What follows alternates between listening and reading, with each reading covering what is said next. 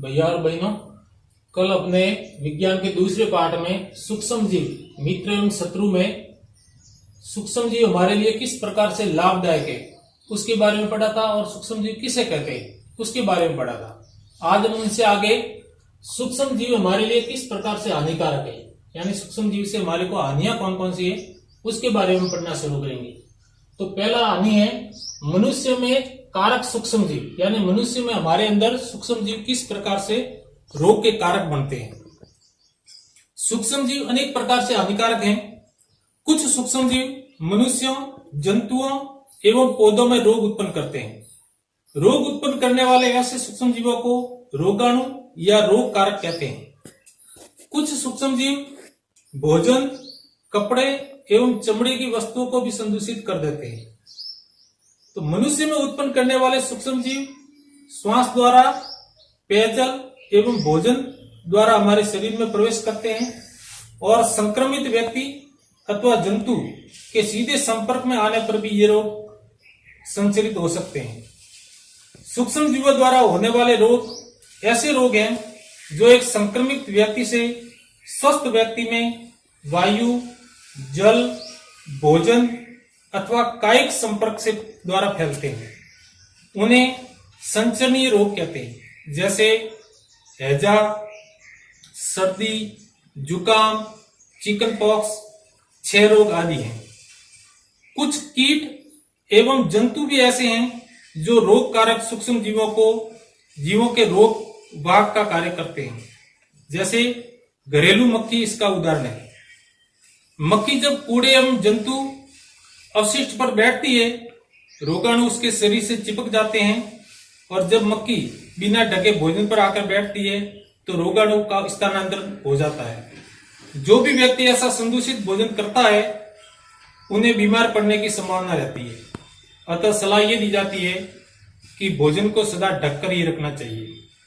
बिना ढके भोजन को खाने से हमको बचना चाहिए। ऐसे ही मादा एनोफ्लिज मच्छर इसका अन्य उदाहरण है।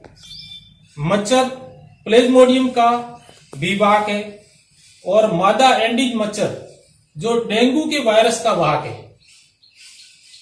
सभी मच्छर जल में पैदा होते हैं, अतः हमको अपने आसपास के स्थानों को स्वच्छ रखना चाहिए और जल को एकत्र नहीं होना चाहिए। मनुष्य में सूक्ष्म जीवों से फैलने वाले रोगों में मुख्य रूप से क्षय रोग, खसरा, चिकन पॉक्स, पोलियो, हैजा, टाइफाइड, हेपेटाइटिस ए, मलेरिया आदि मुख्य रूप से रोग हैं जो मनुष्य में सूक्ष्म जीवों के द्वारा फैलते हैं। दूसरा आता है जंतुओं में रोग कारक जीवाणु, यानी जंतुओं में कौन कौन से रोग हैं जो जीवाणु के कारण फैलते हैं, इसके बारे में हम पढ़ेंगे। अनेक सूक्ष्म जीव केवल मनुष्य एवं पौधों के कारक नहीं है, वरन वे दूसरे जंतुओं में भी रोग उत्पन्न करते हैं। उदाहरण के लिए एंथ्रेक्स मनुष्य एवं पशुओं में होने वाला एक भयानक रोग है जो जीवाणु द्वारा फैलता है। गाय में खुरपका और मुंहपका रोग भी वायरस के द्वारा ही होते हैं। उसके बाद आता है पौधों में रोग उत्पन्न करने वाले सूक्ष्म जीव। अनेक सूक्ष्म जीव गेहूं, चावल, आलू, गन्ना, संतरा, सेब आदि के पौधों में रोग के कारक हैं। रोग के कारण फसल की उपज में कमी आ जाती है, जैसे नींबू में कैंकर रोग, गेहूं की रस्ट, भिंडी में पित्त रोग आदि सूक्ष्म जीवों से होने वाले सामान्य रोग हैं। उसके बाद में चौथी जो हानि है वो खाद्य विषाक्तन है। खाद्य विषाक्तन का अर्थ है खाद्य सामग्री को विष में बदलना या विषाक्त कर देना। सूक्ष्म जीवों द्वारा संदूषित भोजन करने से खाद्य विषाक्तन हो जाता है। हमारे भोजन में उत्पन्न होने वाले सूक्ष्म जीव कभी कभी विषैले पदार्थ उत्पन्न करते हैं और ये भोजन को विषाक्त बना देते हैं, जिसके सेवन से व्यक्ति भयंकर रूप से रोगी हो सकता है और कभी कभी रोगी की मृत्यु तक हो सकती है। तो ये सूक्ष्म जीवों से हानियां थी। अब खाद्य परिसंचरण, खाद्य परिरक्षण यानी खाद्य की हम सुरक्षा किस प्रकार से इन जीवाणुओं से कर सकते हैं, तो कुछ उपाय नीचे दिए हुए हैं। पहला है रासायनिक उपाय, यानी रासायनिक पदार्थों से हम किस प्रकार संचरण परिरक्षण खाद्य पदार्थ का कर सकते हैं। नमक एवं खाद्य तेल का उपयोग सूक्ष्म जीवों की वृद्धि को रोकने के लिए सामान्य रूप से किया जाता है, अतः इन्हें परिरक्षक कहते हैं। हम नमक अथवा खाद्य अम्ल का उपयोग अचार बनाने में करते हैं, जिससे सूक्ष्म जीवों की वृद्धि नहीं होती है। सोडियम बेंजोएट तथा सोडियम मेटाबाइसल्फाइड सामान्य परिरक्षक है। जैम और स्क्वैच बनाने में भी इन रसायनों का उपयोग उन्हें संदूषित होने से बचाता है। दूसरा है नमक द्वारा परिरक्षण। सामान्य नमक का उपयोग मांस एवं मछली के परिरक्षण के लिए किया जाता है। जीवाणु की वृद्धि रोकने के लिए मांस तथा मछली को सुखाकर सूखे नमक में ढक देते हैं। इसके अलावा नमक का उपयोग आम, आंवला और इमली के परिरक्षण में भी किया जाता है। उसके आगे चीनी द्वारा परिरक्षण। तो चीनी के द्वारा भी हम परिरक्षण कर सकते हैं, जैसे जैम, जेली, स्क्वैच का परिरक्षण चीनी के द्वारा किया जाता है। चीनी का प्रयोग से खाद्य पदार्थ की नमी में कमी आ जाती है, जो संदूषित करने वाले जीवाणुओं की वृद्धि को नियंत्रित करता है। उसके बाद में तेल एवं सिरके का परिरक्षण, सिरके द्वारा परिरक्षण। तेल व सिरके का उपयोग अचार को संदूषित बचाने के लिए किया जाता है, क्योंकि इसमें जीवाणु जीवित नहीं रह सकते। सब्जियां, फल, मछली तथा मांस का परिरक्षण भी इस विधि द्वारा कर सकते हैं। गर्म व ठंडा करना। उबालने से अनेक सूक्ष्मजीव नष्ट हो जाते हैं। पाचुरीकृत दूध को बिना उबाले भी इस्तेमाल किया जा सकता है, क्योंकि यह सूक्ष्म जीवों से मुक्त होता है। दूध को गर्म करते हैं, फिर एकाएक ठंडा कर उसका भंडारण कर लेते हैं। ऐसा करने से सूक्ष्म जीवों की वृद्धि है वो रुक जाती है। फिर भंडारण और पैकिंग। आजकल मेवे, सब्जियां भी वायुरोधी सील किए गए पैकेटों में बेची जाती है, जिससे सूक्ष्म जीवों की सुरक्षा होती है।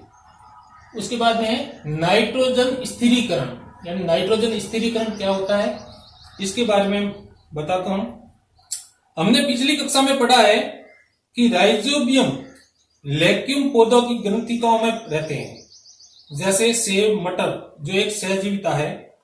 कभी कभी तड़ी द्वारा भी नाइट्रोजन का स्थिरीकरण होता है, परंतु हम जानते हैं कि नाइट्रोजन की मात्रा वायुमंडल में स्थिर रहती है। यह कैसे संभव है, यह हम जानने का प्रयास करते हैं। हम जानते हैं हमारे वायुमंडल में 78% नाइट्रोजन गैस है। नाइट्रोजन सभी सजीवों के लिए आवश्यक संघटक है, जो प्रोटीन, पर्णहरित, न्यूक्लिक एसिड एवं विटामिन में उपस्थित होता है। पौधे एवं जंतु वायुमंडलीय नाइट्रोजन का उपयोग सीधे नहीं कर सकते। मिट्टी में उपस्थित जीवाणु व नीले हरे शैवाल वायुमंडलीय नाइट्रोजन का स्थिरीकरण करके नाइट्रोजन यौगिकों में परिवर्तन कर देते हैं। जब नाइट्रोजन इस प्रकार उपयोगी यौगिकों में परिवर्तन हो जाती है, तो पौधे इसका उपयोग मिट्टी में से जड़ तंत्र के द्वारा कर सकते हैं। इसके पश्चात अवशोषित नाइट्रोजन का उपयोग प्रोटीन एवं अन्य यौगिकों के संश्लेषण में करते हैं। पौधों पर निर्भर करने वाले जंतु उनसे प्रोटीन व अन्य नाइट्रोजनी यौगिक प्राप्त कर सकते हैं। पौधे एवं जंतुओं की मृत्यु के बाद मिट्टी में उपस्थित जीवाणु एवं कवक नाइट्रोजनी अपशिष्ट को नाइट्रोजनी यौगिकों में परिवर्तन कर देते हैं, जो पौधों द्वारा पुनः उपयोग होता है। कुछ विशिष्ट जीवाणु नाइट्रोजनी यौगिकों को नाइट्रोजन गैस में भी परिवर्तन करते हैं, जो वायुमंडल में चली जाती है। परिणाम स्वरूप वायुमंडल में नाइट्रोजन की मात्रा है वो लगभग स्थिर रहती है। तो इस प्रकार से ये अपना दूसरा पार्ट था, ये पूरा हुआ। अब मैं कुछ अभ्यास प्रश्न दे रहा हूं जो आपको करने हैं। पहला अभ्यास प्रश्न है, संचरणीय रोग किसे कहते हैं? इनका आपको उत्तर लिखना है। दूसरा प्रश्न है, डेंगू रोग किस मच्छर के काटने से फैलता है? तीसरा प्रश्न है, मनुष्य में सूक्ष्म जीवों से फैलने वाले रोगों के नाम लिखिए। चौथा प्रश्न है, नमक का उपयोग किन खाद्य पदार्थों के परिरक्षण में किया जाता है? और पांचवा और अंतिम प्रश्न है, पौधे नाइट्रोजन का उपयोग कैसे कर सकते हैं? इस प्रकार से ये अभ्यास प्रश्न भी आज करने, इसके साथ में अपना ये पाठ आज पूरा होता है। धन्यवाद।